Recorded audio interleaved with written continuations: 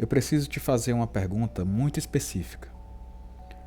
As suas melhores ideias surgem quando você está sentado na cadeira, forçando a mente, ou quando você se levanta e sai para caminhar e de repente, bumba, a solução aparece do nada. Se você já passou por isso, saiba que não é uma coincidência. É neurociência e filosofia pura. Há mais de 2000 anos, um dos maiores gênios da humanidade já havia descoberto esse segredo.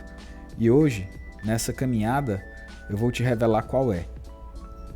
Esse é o Diário Falado e hoje vamos conversar um pouco sobre como turbinar a criatividade e ter insights brilhantes.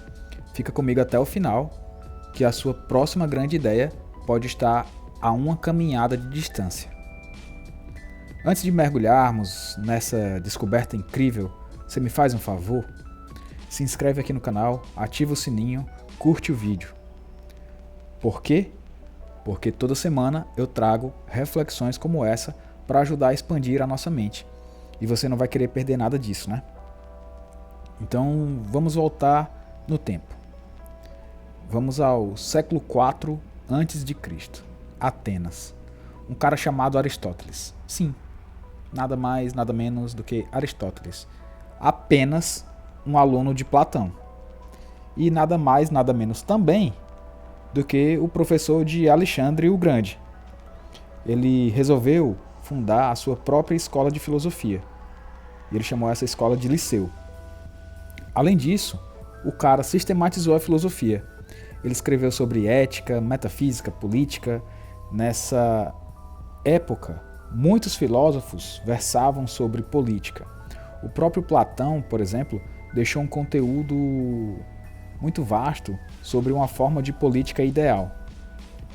Um ponto que eu acho interessante sobre Aristóteles é que ele entendia a matemática como um campo intermediário entre física e até outras ciências abstratas. Para Aristóteles, o empirismo era importante. Afinal, era por aí que ele conseguia ter uma espécie de acesso a essa parte abstrata da ciência. E para ele, a matemática não era puramente abstrata. Ele entendia que a matemática servia de base, ou seja, era fundamental para o estudo de outras ciências, como a física. Portanto, para ele, a matemática se expressa na vida. É o vulgo realismo matemático, que seria a realidade objetiva da matemática. E por este raciocínio, esta verdade matemática existe objetivamente, independente de qualquer atividade ou crença humana, e são descobertas pelos humanos, ao invés de serem criadas por nós.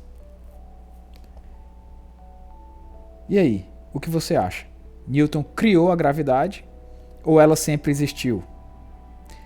E ele apenas descobriu através da observação e provou a existência dela através da matemática? Bom, de acordo com o pensamento aristotélico, essa verdade ela já existia. Na realidade, ela foi descoberta. Portanto, não houve invenção nenhuma. É como se os gênios tivessem escalado um pensamento matemático extremamente profundo a respeito da realidade.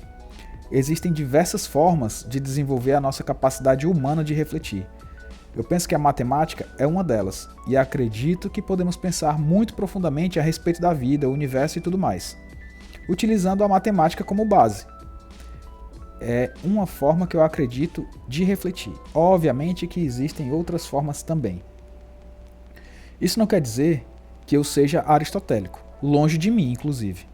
A tecnologia de pensar desse povo, mais de 2000 anos atrás, com certeza era bem mais desenvolvida do que a maioria do que temos acesso hoje em dia. Quer um exemplo?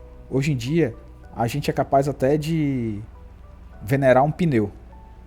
Nós, enquanto seres humanos, eu não me incluo nessa parte da população, mas há quem faça isso. E o Aristóteles ele tinha um método radical para a época, talvez, e que hoje é super atual. Aristóteles não dava aula trancado numa sala, ele ensinava caminhando.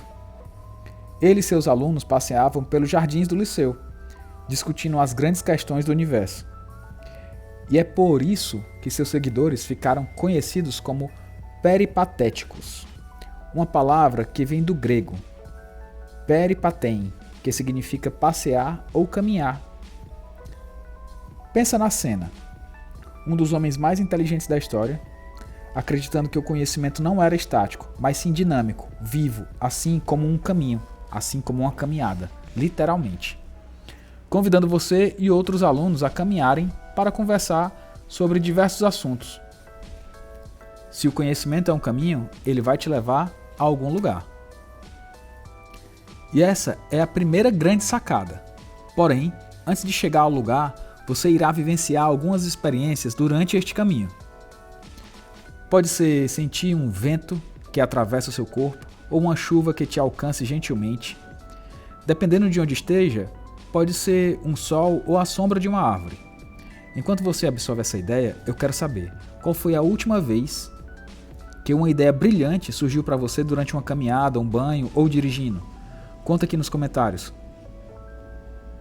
A minha ideia brilhante foi X, enquanto eu estava correndo, caminhando, pedalando. Curtir esse vídeo também ajuda demais o canal a crescer e a alcançar mais mentes curiosas como a sua. Afinal de contas, por que isso funciona? Os peripatéticos intuíam algo que a ciência moderna comprova. Existem dois tipos de pensamentos. O pensamento focado, aquele que você usa sentado resolvendo uma conta, por exemplo, e o pensamento difuso, que é justamente o que acontece quando você relaxa, caminha, dirige. O seu cérebro entra num estado de relaxamento alerta e começa a conectar ideias distantes que, no estado focado, pareciam não ter nenhum tipo de relação. Quando você caminha, o ritmo dos seus passos vira uma espécie de metrônomo para os seus pensamentos. A mudança de paisagem, o ar batendo no rosto, tudo isso estimula o cérebro de uma forma única. É como se você liberasse a mente da prisão da mesa e permitisse que ela explorasse novos territórios. É por isso que você desenrola aquele problema do trabalho não na cadeira, mas no corredor, quando você levanta para pegar um cafezinho. É por isso que a ideia para aquele projeto criativo vem no banho. O movimento literalmente move a mente. Tá. E como trazer isso para a vida real? Como ser um peripatético nos dias de hoje? É mais simples do que parece.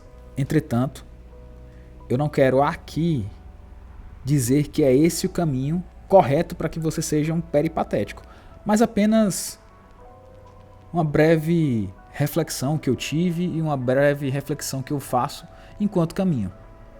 E que se funciona para mim, talvez funcione para você. Primeiro, crie o hábito de caminhar sem um destino urgente, sem um destino necessário. Pelo menos 20 minutos, talvez aí pelo quarteirão da sua casa, já é suficiente. Segundo, caminhe com um propósito de observação. Tire os fones de ouvido, nem que seja por 5 minutos. Ouça os sons da rua, sinta o chão, prove o ar, deixe os sentidos aguçados. E a percepção também. E terceiro, o mais importante, leve uma pergunta para a caminhada. Pode ser uma decisão, um tema para refletir, e aí simplesmente deixe a sua mente fluir junto com os seus passos. Aristóteles dizia que o belo é esplendor da ordem. Talvez seja uma boa sugestão de reflexão para a sua próxima caminhada. Imagina aí, a ordem dos seus passos pode fazer o seu caminhar ser belo? Mas afinal, onde está a ordem dos seus passos? É no ritmo? No jeito de pisar no chão? A ordem pode influenciar a arte ou a ciência? Afinal, existe ordem no caos? Bom, te confesso que eu não refleti sobre nenhum desses pontos, apenas trouxe os questionamentos.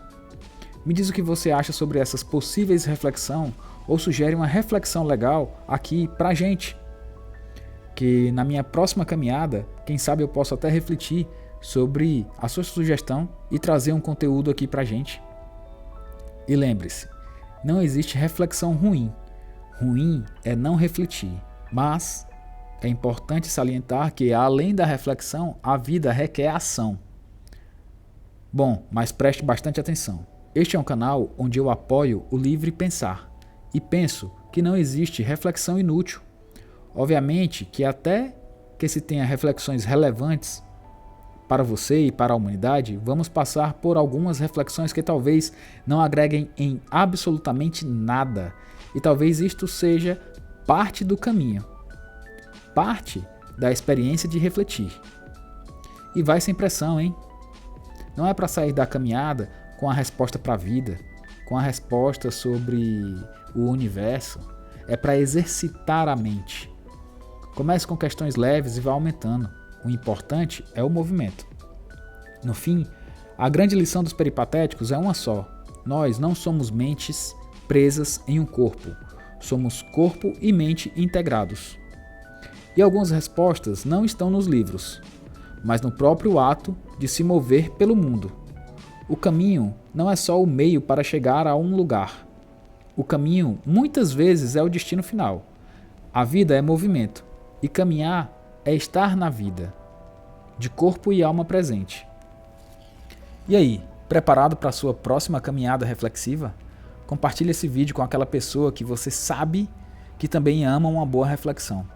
Me conta aqui nos comentários qual vai ser o tema da sua próxima caminhada peripatética.